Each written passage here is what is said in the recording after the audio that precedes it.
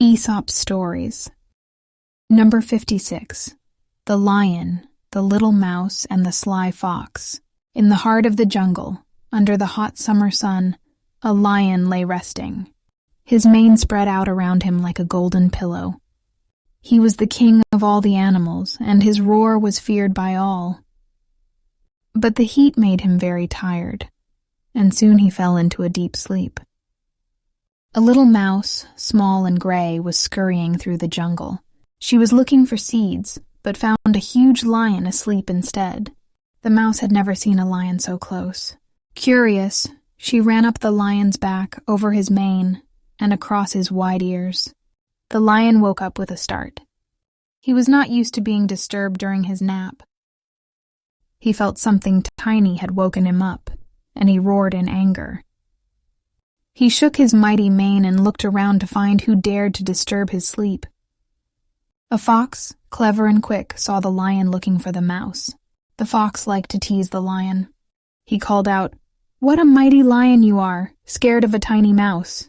The lion turned to the fox with a stern look. "I am not scared of the mouse," he said with a growl.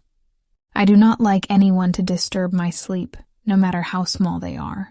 The little mouse, hearing this, felt sorry. She had not meant to wake the lion. She knew that even small creatures should be respectful of others, especially the king of the jungle. The fox laughed and went on his way, but the lion sat thinking about what had happened. He realized that it was not about being afraid. It was about the little mouse not knowing the rules of the jungle. Even the smallest animals should not bother the biggest ones without good reason. The mouse learned her lesson too. She knew that she should be more careful in the future. She should respect the lion's space and not take little liberties that could cause offense. And from that day on, the mouse always scurried past the lion's den quietly. She told all her friends to do the same. The lion, in turn, learned to be a little more patient with the smaller animals. After all, he was their king and had to set an example. The jungle was peaceful once again. The lion rested without being disturbed, and the little mouse went on to find many seeds, always remembering to respect the other animals, big or small. Number 57. The Jackdaw Who Wanted to Be King. In the great green forest, all the birds had a flutter of excitement. Jupiter, the king of the sky, had sent a message. He wanted to choose a king for the birds. He said, "Come to me on the mountain. The most beautiful bird will be the king." A small gray bird named Jackdaw heard this message.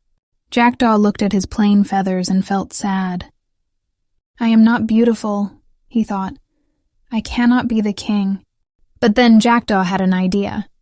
He flew across the forest and found feathers. These were not just any feathers. They were the most colorful feathers from other birds.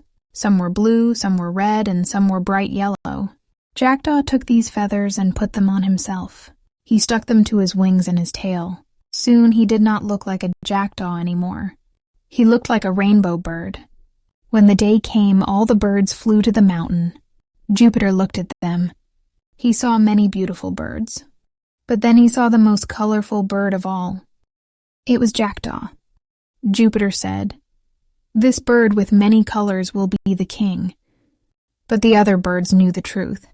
They flew to Jackdaw and said, "These are our feathers." One by one, they took their feathers back. The red bird took his red feather. The blue bird took his blue feather. The yellow bird took his yellow feather. Soon all the feathers were gone.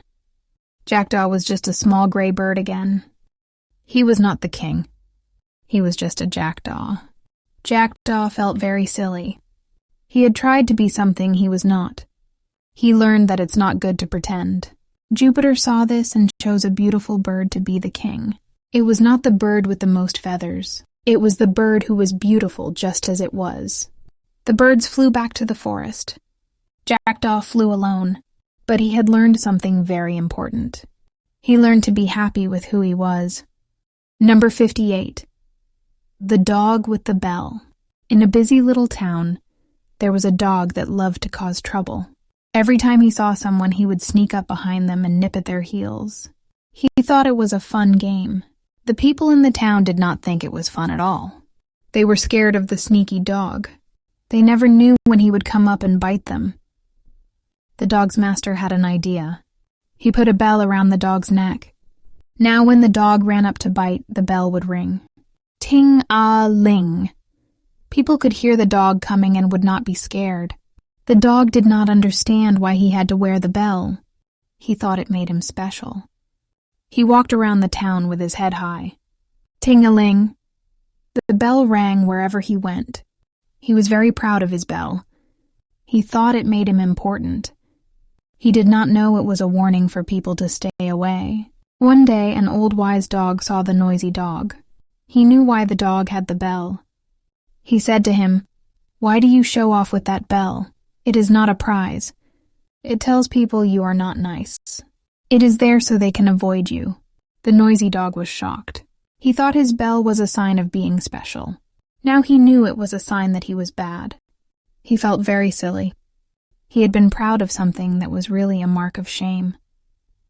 The noisy dog learned an important lesson. Being famous for bad things is not good. It is better to be loved for being kind than known for being mean. From that day, the dog tried to be better. He did not sneak up and bite anymore. He wanted people to like him for good reasons. The people in the town started to like the dog. They saw that he was trying to change. They no longer heard the bell and thought of a bad dog. They heard the bell and thought of the dog trying to be good. The dog was happy. He had friends now. He learned that it is not good to be known for being mischievous. It is better to be known for being good. And the bell? It still rang. Ting-a-ling! But now it was a happy sound. It was the sound of a dog who had learned to be better. Number 59. The Shepherd and the Mountain Goats. In a small village surrounded by hills, there lived a shepherd. He had a flock of goats which he took to graze every day. One evening, as he was leading them back, he found some wild goats had joined his herd. The shepherd was happy. He thought, "If I can keep these wild goats, my flock will be bigger." So he took them home and put them in the pen with his own goats. That night, a big snowstorm covered the village. The shepherd could not take the goats out to graze. He had to keep them in the pen. He gave a little food to his own goats, just enough to live. But the wild goats he fed well. He wanted them to stay with him. After some days, the snow melted. The shepherd took the goats out to the hills again. As soon as they were free, the wild goats ran away to the mountains.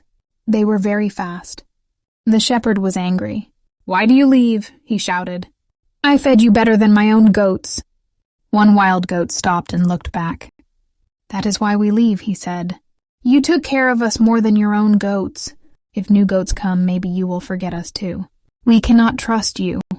The shepherd stood there and watched the wild goats go. He was sad and sorry. He understood what the wild goat said.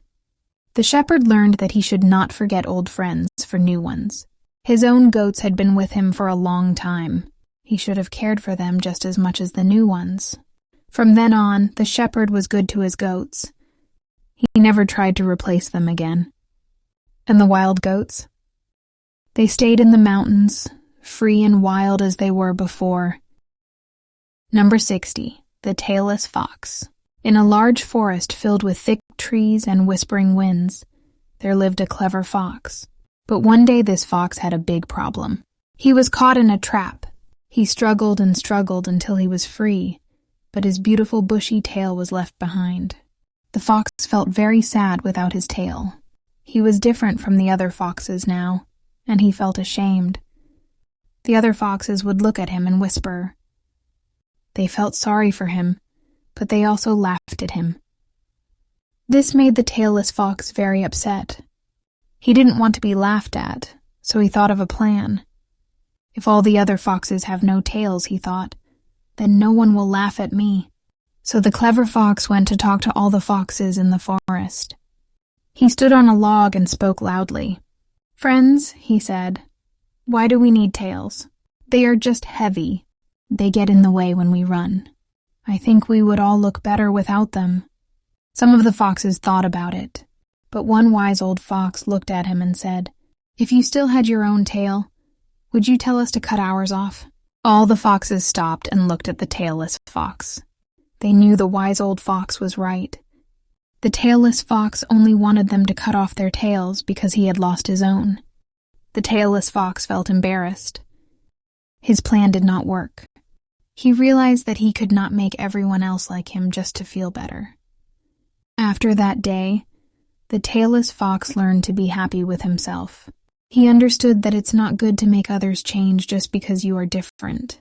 It's better to be proud of who you are. The other foxes saw that the tailless fox was still clever and good at hunting. They did not care about his tail. They liked him for who he was. The tailless fox made many friends. He was different, but that was okay. In the end, it was not his tail that made him special. It was his clever mind and kind heart.